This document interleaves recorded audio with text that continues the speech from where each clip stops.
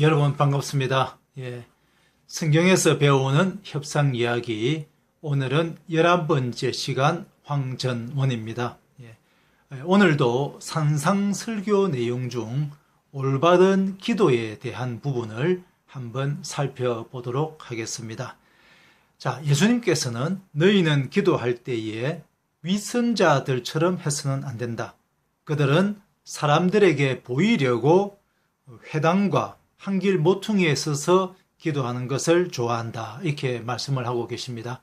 기도는 하느님을 향해서 하느님께 간절한 마음을 올리는 것인데, 하느님이 아니고 사람에게 잘 보이려고, 사람에게 좋은 인상을 심어주려고, 좋은 사람으로 보이려고 기도하는 것을 경계하는 그러한 말씀이라고 볼 수 있겠습니다. 쉽게 얘기해서 기도의 본래의 목적이 하느님에서 사람으로 잘못 옮겨온 그것에 대한 어떤 경계, 잘못을 질타하고 계시는데요. 우리가 협상에서도 보면 협상 과정에서 협상 본래의 목적을 상실하는 경우가 허다히 있습니다. 엉뚱한 길로 접어드는 경우가 있습니다. 대표적인 것이 이 사람들이 사람들에게 잘 보이기 위해서 회당이나 모퉁이에서 기도하는 것처럼 협상의 과정에서도 협상 상대방에게 좋은 사람으로 보이기 위해서, 좋은 인상을 심어주기 위해서 거기에 연연하다 보니까 협상 본연의 목표를 잃어버리는 경우가 있습니다. 물론 협상은 상대방과 좋은 감정을 가지는 것도 중요하고 좋은 인상을 심어주는 것도 매우 중요합니다. 그렇지만 그것은 어디까지나 협상의 본래의 협상의 목표를 잘 타결하기 위한 하나의 수단인 것이지, 그것 자체가 목적이 되어서 협상의 원래의 목표를 잊어버린다면 그것은 그야말로 본말이 전도된 것입니다. 그런데 생각보다 저희들이 사람으로서의 한계를 가지고 있기 때문에 막상 협상을 진행하다 보면 내가 저 사람에게 나쁜 사람으로 비춰지지 않을까라는 부분을 의식을 해서 생각보다 협상 본래의 어떤 과감한 요구사항을 도외시하는 경우가 허다히 있기 때문에 협상에서도 이 부분을 굉장히 염려하고 경계해야 될 부분이다 하는 점을 말씀드립니다. 동시에 이 말씀은 어떤 뜻을 가지고 있냐 그러면은 협상 상대방의 표정이나 말투나 이 외향적인 부분에 대해서 지나치게 의식을 하거나 영향을 받지 말라는 말씀으로도 해석을 할 수가 있습니다.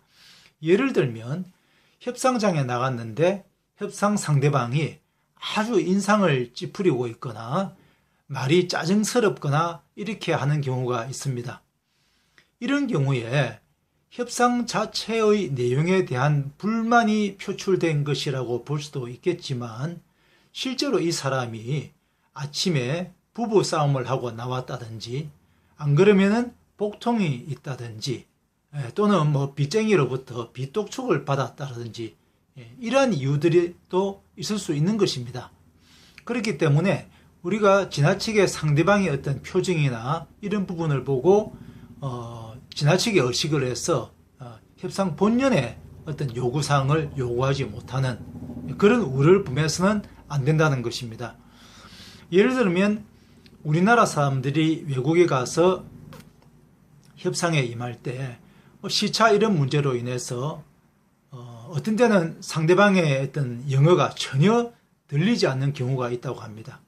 그래서 그 영어 말을 잘 알아듣기 위해서 온갖 인상을 써서 집중을 한다고 합니다. 이럴 경우에는 협상 내용에 불만이 있어서가 아니라 오히려 협상을 더 잘 진행하고 진행하기 위해서, 집중하기 위해서 인상을 쓰는 경우입니다. 그래서 오늘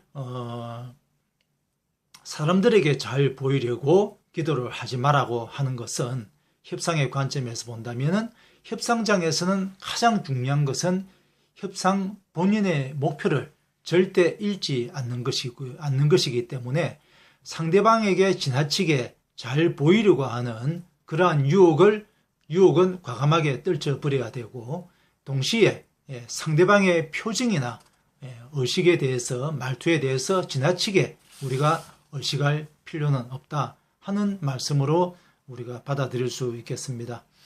그 다음에 너희는 기도할 때에 빈말을 되풀이하지 말아라 하는 말씀이 있습니다. 빈말은 쉽게 얘기해서 지키지 못할 약속을 이야기하는 것이죠. 사실 우리나라에는 빈말이 많습니다. 예를 들어서 다음에 밥 한번 먹자, 다음에 전화할게, 이런 부분들이 다 빈말이죠. 물론 이 말들은 오늘날 우리나라에서는 의례적인 작별 인사 말처럼 의례적인 인사말로 자리는 잡고 있습니다만은, 이러한 부분들이 지나치게 반복이 되면 상호 신뢰가 깨어지게 되는 것입니다. 상호 협상 당사자 간의 상호 신뢰의 중요성에 대해서는 제가 여러 차례 누차 강조를 해왔습니다. 중국 고전인 노자에서도 보면 경약과신이라고 하여 가볍게 승낙하는 자, 약속하는 자는 신뢰성이 부족하다고 하여서 이 빈말에 대한 경계를 철저히 하고 있습니다. 미국 벤슨대 교수로 있는 발리 찬드라라고 하는 사람이 실험을 한 게 있습니다. 사업 계획서를 보고 투자하기로 마음먹고 나온 투자자들이 실제로 CEO와 미팅을 했을 때 과연 어떤 CEO에게 투자를 많이 할까 하는 부분을 조사를 했더니, 첫째, 예상한 것보다 열정적인 CEO에게 많이 투자를 하지 않는다고 하는 것입니다. 오히려 냉철한 CEO에게, 경영자에게 더욱더 많이 투자를 한다는 것이죠. 두 번째는 능력보다는 인성을 바탕으로 한 신뢰성이 있는 경영자에게 투자를 더 많이 한다고 하는 것입니다. 또 세 번째로는 피드백을 잘해주는, 즉 고개를 끄덕여 준다든지 질문에 대답을 잘해준다든지 하는 개방적인 CEO, 개방적인 경영자에게 더욱더 많은 투자를 한다고 하는 것입니다. 그래서 이 세 가지를 보더라도 사실 투자를 위한 미팅이기 때문에, 미팅을 통해서 이런 결론을 도출했기 때문에 실제 우리가 이야기하는 협상 과정하고 굉장히 유사한 환경입니다. 그러니까 사업 계획서를 보고 투자하기로 마음먹은 사람이 CEO와 미팅을 하고 난 뒤에 결과를 가지고 이렇게 정리를 했기 때문에, 실제 만남이 이루어졌기 때문에 실제 협상장과 굉장히 유사한 지금 경우가 되겠습니다. 이런 경우에 보더라도 능력이나 열정이나 이런 것보다는 신뢰감, 안정감, 개방감, 이런 것들이 오히려 투자하는 데 더욱더 결정적인 영향을 미친다고 하는 것입니다. 그래서 빈말은 신뢰를 무너뜨리는 행위이기 때문에 절대 삼가하는 것이 좋다 하는 것이 오늘 교훈이 되겠습니다. 그 다음에 너희 아버지는 너희가 청하기도 전에 무엇이 필요한지 이미 알고 계신다, 이렇게 말씀하고 계십니다. 사실 우리가 협상의 관점에서 보면 협상 당사자 간의 협상 테이블에 앉으면 상호 요구하는 내용, 상호 바라는 내용에 대해서 어느 정도는 다 간파를 하고 있습니다. 예를 들어서 물건을 사고 파는 흥정을 할 때 상인은 비싸게 팔기를 원하고 물건을 사는 사람은 싸게 사기를 원합니다만은 이미 주위 시장에 어느 정도의 가격이 형성되어 있기 때문에 상방 간에 어느 정도 요구할 것이라고 하는 것은 이미 정보를 알고 있는 경우입니다. 알고 있는 경우가 대다수입니다. 그걸 바탕으로 해서 미세한 조정을 하는 것이 바로 하나의 협상의 과정이 되겠습니다.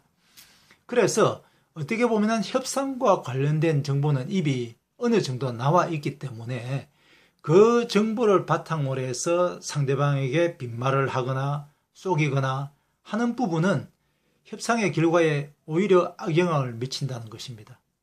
그래서 실제로 협상에 영향을 미치는 것은 신뢰라든지 협상에 대한 태도라든지 협상에 대한 자세라든지 어느 정도 개방성을 가지고 있는다든지 어느 정도 대화와 타협의 자세가 되어 있느냐, 이런 부분들이 오히려 협상에 더 영향을 미친다고 하는 것입니다. 그래서 우리가 협상을 할 때는 나의 요구사항, 나의 속뜻을 이미 상대방이 어느 정도 간파하고 있다는 전제하에서 빈말과 같은 것을 삼가하고 오히려 어떤 겸손한 태도, 진지한 자세 이런 부분들이 협상에 있어서 결정적인 영향을 미친다 하는 것을 말씀해 주고 계신다고 볼 수가 있겠습니다.